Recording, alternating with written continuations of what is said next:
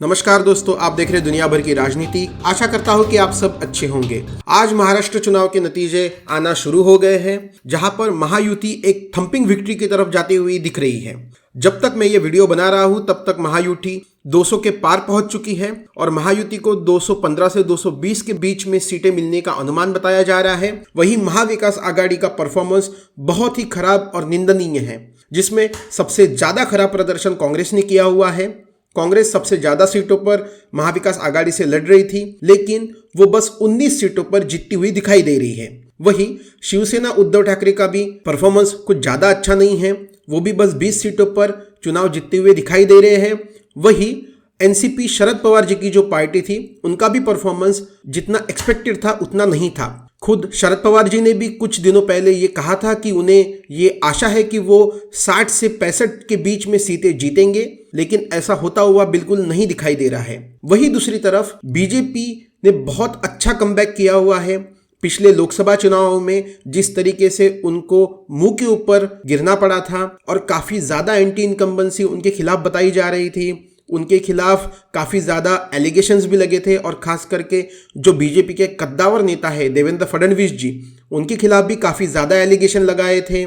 जो मराठा आंदोलक थे मनोज जरांगे पाटिल जी, उन्होंने भी देवेंद्र फडणवीस को चैलेंज किया था कि वो इस चुनाव में देवेंद्र फडणवीस का राजकीय करियर खत्म कर देंगे, लेकिन ऐसा होता हुआ बिल्कुल नहीं दिख रहा है। और जहां तक कि मैं चुनाव के नतीजों की बात करूं तो ऐसा लग रहा है कि महाराष्ट्र की जनता ने अपना एक गट्ठा वोट बीजेपी को दिया हुआ है, महायुति को दिया हुआ है। और अब महायुति की अगर हम तीनों पार्टी की बात करें, जिसमें बीजेपी ने 150 से ऊपर कुछ सीट लड़ी थी, उसमें से उन्हें 124 सीटें मिलती हुई दिखाई दे रही है। वही शिवसेना जो एकनाथ शिंदे जी की थी, उनको भी 55 सीटें मिलती हुई दिखाई दे रही है। और लोकसभा के बाद विधानसभा में भी जिस तरीके का स्ट्राइक रेट एकनाथ शिंदे जी ने बना के रखा है, उससे एक चीज तो काफी ज्यादा स्पष्ट हो चुकी है। महाराष्ट्र की जनता के मन में एकनाथ शिंदे जी की शिवसेना ही असली शिवसेना है। तो अभी उद्धव ठाकरे जो आज तक उस एक बारे में हमेशा चर्चा करते आ रहे थे कि असली शिवसेना कौन सी है, असली शिवसेना उनके पास है या एकनाथ शिंदे जी के पास है, तो मुझे ऐसा लगता है कि इसके बाद अब वो उस तरीके का प्रचार नहीं कर पाएंगे, क्योंकि साफ तौर पर जनता ने उनको नकार दिया है और असली शिवसेना एकनाथ शिंदे जी की है, ये भी उन्होंने इस चुनाव के अंदर बता दिया है। वही हालत एनसीपी की भी है। अजित पवार जी काफी खुश होंगे, क्योंकि सबने उनको एक काफी कमजोर कड़ी माना था महायुति की, लेकिन ऐसा बिल्कुल नहीं है। शरद पवार जी की अपेक्षा में अजित पवार जी ने काफी अच्छा प्रदर्शन किया हुआ है। उनकी जो एनसीपी पार्टी थी वो अभी 37 सीटों पर आगे बताई जा रही है और उतनी ही जीतने की संभावना भी है। तो ये साफ तौर पर दिखाई दे रहा है कि जो राष्ट्रवादी की भी जो फुट थी, राष्ट्रवादी में भी जो गैप आई थी, जो दरार पैदा हुई थी, उसमें से भी जो एक नैरेटिव गढ़ने की कोशिश शरद पवार जी ने की थी कि उन्होंने पार्टी बनाई है, उनकी ही असली एनसीपी पार्टी है, तो मुझे ऐसा लगता है कि उस नैरेटिव को कहीं ना कहीं यहाँ पर धक्का मिलता हुआ दिखाई दे रहा है। और कुछ दिनों पहले अजित पवार जी ने जो कहा था कि बीजेपी के साथ जाने की जो मीटिंग हुई थी, उसमें गौतम अडानी जी भी थे और शरद पवार जी भी थे, उसका एक काफी बड़ा निगेटिव इंपैक्ट शरद पवार जी की पार्टी के जो विधायक चुन के आ रहे हैं उनके नंबरों में दिख रहा है। तो ये भी एक काफी बड़ी बात है। और इसके अलावा जो एक छुपी हुई फाइट महाराष्ट्र में देवेंद्र फडणवीस जी और शरद पवार जी के बीच में चल रही थी कि असली चाणक्य कौन होगा, तो मुझे ऐसा लगता है कि उसका भी रिजल्ट आज आ चुका है। देवेंद्र फडणवीस जी, जिनके ऊपर उनकी जाति के ऊपर कभी टीका टिप्पणी होती है, कभी उनकी बीवी को लेकर टीका टिप्पणी होती है, कभी उनकी अलग अलग चीजों को बेवजह बहुत ज्यादा दिखाकर उनके ऊपर टीका टिप्पणियां की जाती है। मुझे ऐसा लगता है कि महाराष्ट्र की जनता और खास करके जो बीजेपी का कोर वोटर है,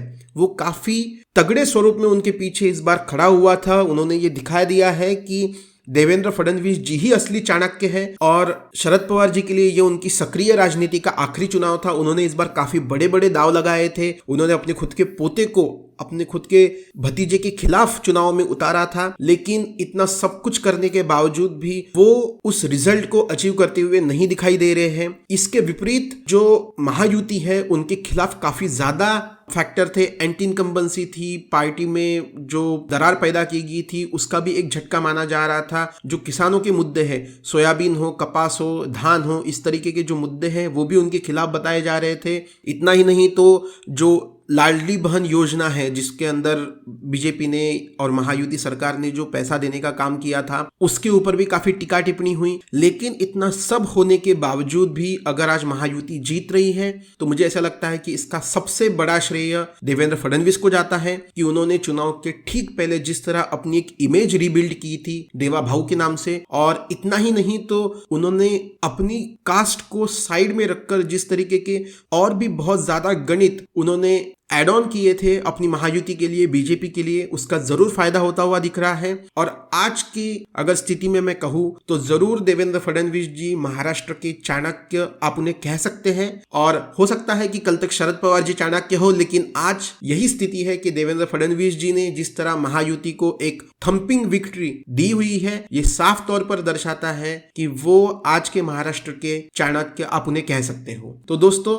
आखिरी चुनाव के नतीजे आने के बाद मैं फिर से एक वीडियो डालूंगा, लेकिन आज की जो सिचुएशन है, अभी की जो सिचुएशन है, उसमें तो यही दिख रहा है कि महायुति, देवेंद्र फडणवीस जी, बीजेपी का जो संगठन है, उनका जो कार्यकर्ता है, उनको सच में मैं अभिनंदन करना चाहूंगा कि इतनी विपरीत परिस्थिति होने के बावजूद भी उन्होंने चुनाव कैसे लड़ा जाता है ये दिखाया है। और ये सचमुच अभ्यास का विषय है किसी भी व्यक्ति के लिए कि किस तरह एक पॉलिटिकल पार्टी जो कुछ महीनों पहले हताशा में थी, जिनके जीतने के चांसेस ही नहीं बताया जा रहा था, लेकिन वहां से उभरकर उस पॉलिटिकल पार्टी ने ना कि बल्कि एक अच्छी विक्ट्री लाई है, बल्कि साथ साथ अपना एक जो कोर एस्टेब्लिशमेंट था उसको और मजबूत करने की कोशिश उन्होंने की है। तो दोस्तों, अभी के लिए इतना ही। धन्यवाद। जय हिंद, जय भारत।